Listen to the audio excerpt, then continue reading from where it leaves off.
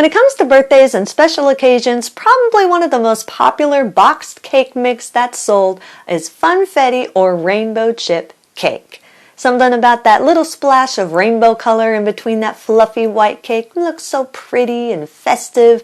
Everybody loves it. So today, our recipe is for gluten-free, keto-friendly Funfetti cake substitute with, of course, the yummy buttercream frosting keto style.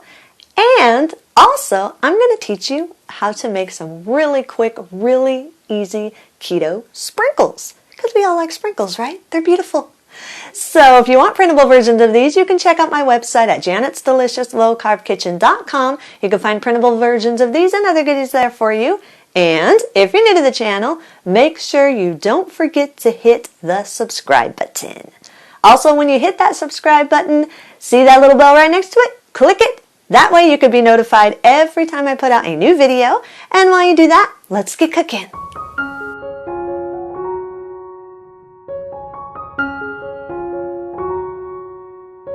For the keto sprinkles, you'll need 4 separate bowls, and in each bowl, place 1 tablespoon of unsweetened coconut flakes.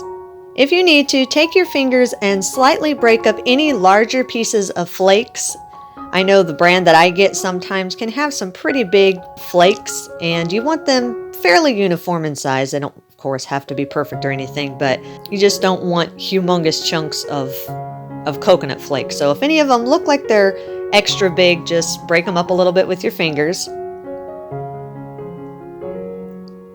Then place 1 to 2 drops of gel food coloring of your choice into one of the bowls, and use a spoon or a fork and mix the coconut flakes into the food coloring until all the flakes are coated and it's your desired color.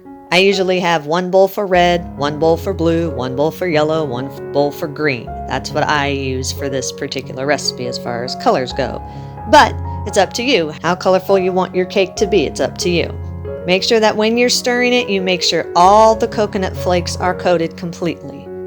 Now, if you're worried about this making your cake taste like coconut, don't worry, it does not give it a strong coconut flavor. I personally am not a huge coconut fan, but this blends really nicely in with the cake. It does not give it an overpowering coconut taste. It just gives it that pretty rainbow look. Once the coconut flakes are all coated with the separate colors, then set the bowls aside and let the colors really soak into the flakes while you're making your cake. For the Funfetti cake substitute, preheat your oven to 350 degrees. Line an 8 by 8 inch square cake pan with parchment paper. In a large mixing bowl, combine 1½ cups of almond flour, 2 tablespoons of coconut flour, 1 tablespoon of baking powder, and a ½ teaspoon of salt. Whisk these all together until there's no lumps in the flour and everything is fully combined.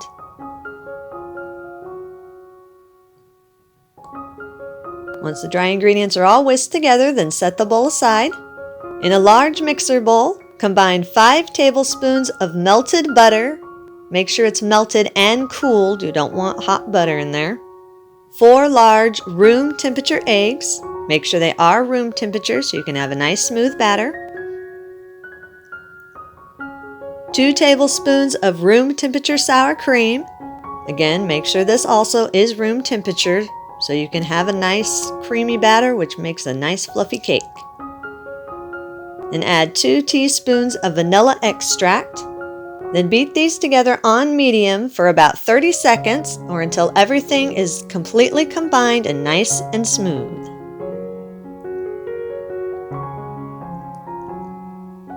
Add a ½ cup of powdered swerve or powdered sweetener of your choice. Then beat on low just for about 5 seconds just to get the powdered swerve a little bit moist. Then increase the speed to medium and beat on medium for about 30 seconds or until everything is completely combined and the powdered swerve is nice and smooth in the mixture. Add your dry ingredients to your wet ingredients. Then beat on low for 10 seconds or just until the dry ingredients is just a little bit wet so it doesn't go flying everywhere. Then increase the speed to medium and beat it on medium for another 30 seconds or until everything is fully combined. While that's beating together for 30 seconds, take all of your sprinkles and combine them in one medium bowl. Use a fork or a spoon and just gently stir them together just until all the colors are combined.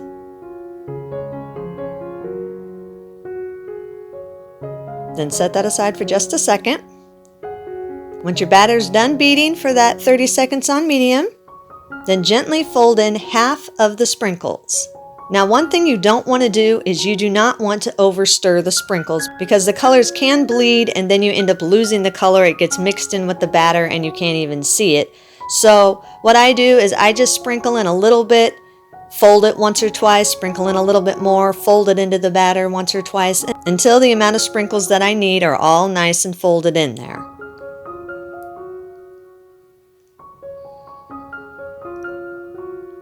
Once the sprinkles are evenly distributed in the batter, then scoop the batter into your prepared cake pan.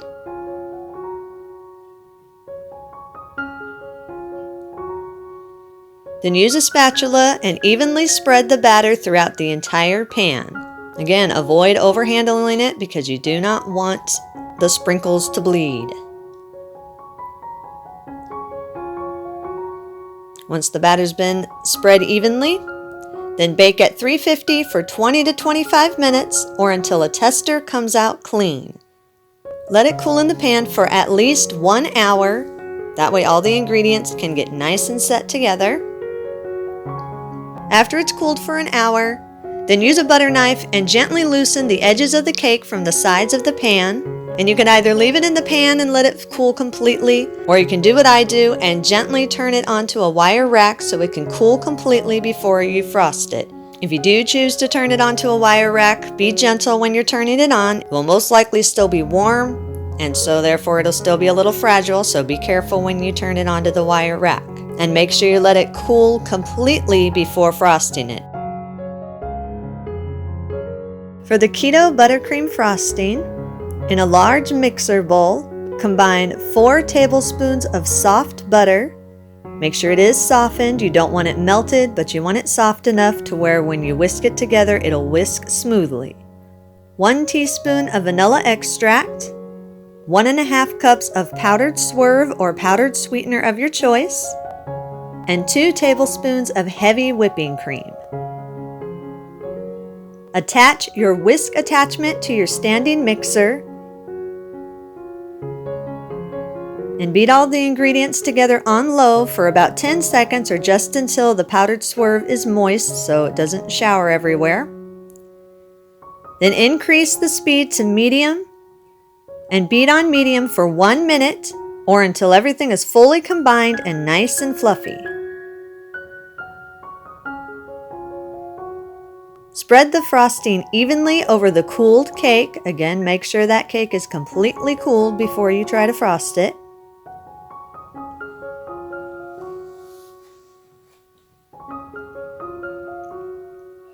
Once it's frosted, you can leave it just as it is, or you can top it with the desired amount of the keto sprinkles that we used, or you can decorate it however you choose.